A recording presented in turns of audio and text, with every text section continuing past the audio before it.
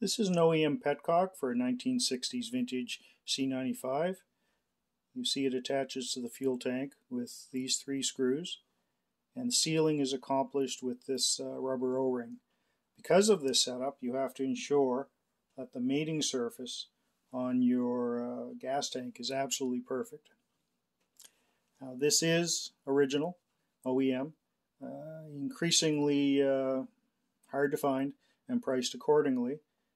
There are modern reproductions coming out of Thailand, but as with all reproductions, fit and finish may not match the OEM specs exactly, and you may find yourselves with Petcock problems because of this.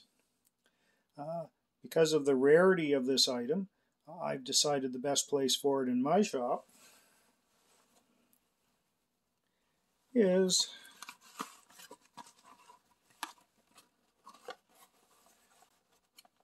back in its original box and on the shelf for some future owner 50 years from now to no doubt thank me for. What do I use for a Petcock in the meantime? More on that later. Let's talk about the Petcock mounting screws. At first glance, nothing too exciting. It is in fact an M5, and when everything is working properly, it goes into the gas tank with 0 effort. However, perhaps you've lost your screws, or perhaps they're in such rough shape that you can't reuse them or choose not to reuse them. So, easy solution.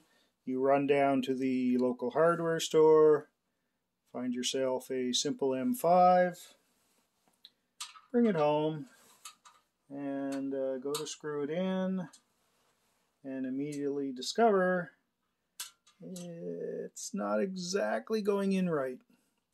So don't reach for a bigger screwdriver.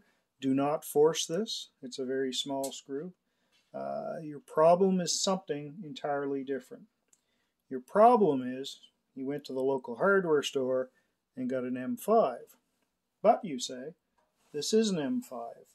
And they look exactly the same.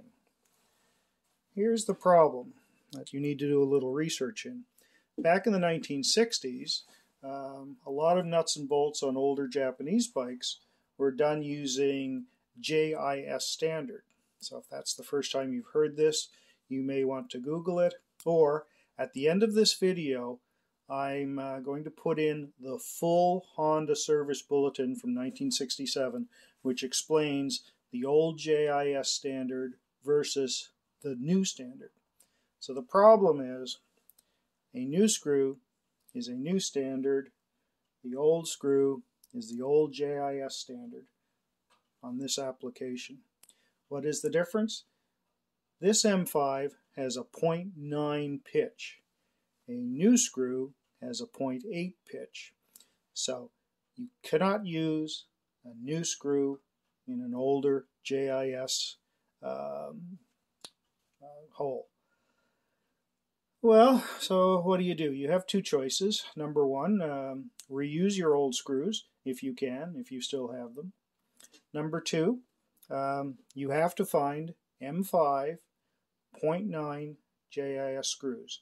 They come up on eBay occasionally, and because they're kind of an oddball thing and they're rare, they're typically priced accordingly. There is a third option I'd like to show you today, one which I don't think a whole lot of people know about. So it's an option that I've used successfully for a number of the M5s on my C95. So I can absolutely confirm this trick works. So now on to the demonstration. Option number 3, find yourself an M5 0.9 die. You won't find this at your local hardware store, I don't think. I found mine on eBay, where all rare and wonderful things are. While you're picking this up, you may also want to pick up the accompanying tap so that you can clean out the threads on your tank if they're needed. So, simple solution. When encountering a problem, I like to use it as an excuse to buy a new tool. So I've got this just set up in my vise. This is a standard modern screw. I'm just going to use a screwdriver and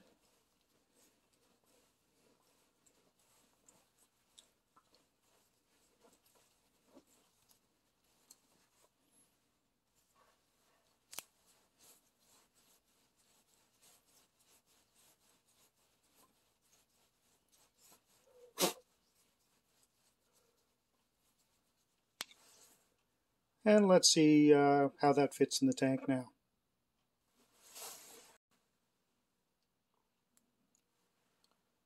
So here we go. Remember previously this didn't fit because it was the incorrect pitch.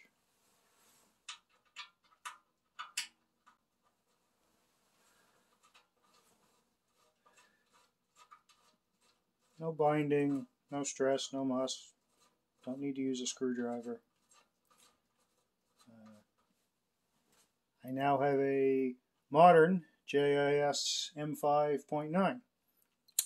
I don't know this to be true, but I would speculate that people that are selling these on eBay are probably doing the same thing. So if you want to set yourself up a little side gig and start producing JIS screws, or at least the M5s, have at it. This is the Petcock I have installed on my C95. It's a kit that's available on eBay. I'll leave you to do the search yourself for that.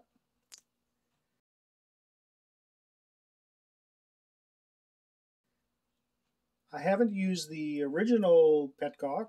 As mentioned earlier, it's rare enough that I want to keep it for another day. And secondly, it would not have worked on this tank anyway. The mating surface was in bad enough shape that I would never have gotten a proper seal. So I decided to try out this kit. The gasket that came with it was just a little too thin to achieve a complete seal, so I made my own big rubber gasket out of fuel-resistant rubber, and yeah, it worked great. Everything sealed up. Not particularly proud about what you're seeing going on around the screws there. It was just a quick solution, and it worked, and it's on my list of things to fix up later. I've got lots of those lists. I'll probably put proper O-rings on someday, but out of sight, out of mind. As I said, the main thing is it works. It's sealed everything up, and I'm happy with the application. To end this video, I'm going to provide the Honda service bulletin from back in 1967. That'll tell you more about the GIS standard than you ever wanted to know. Thanks for watching the video. Hope you enjoyed it.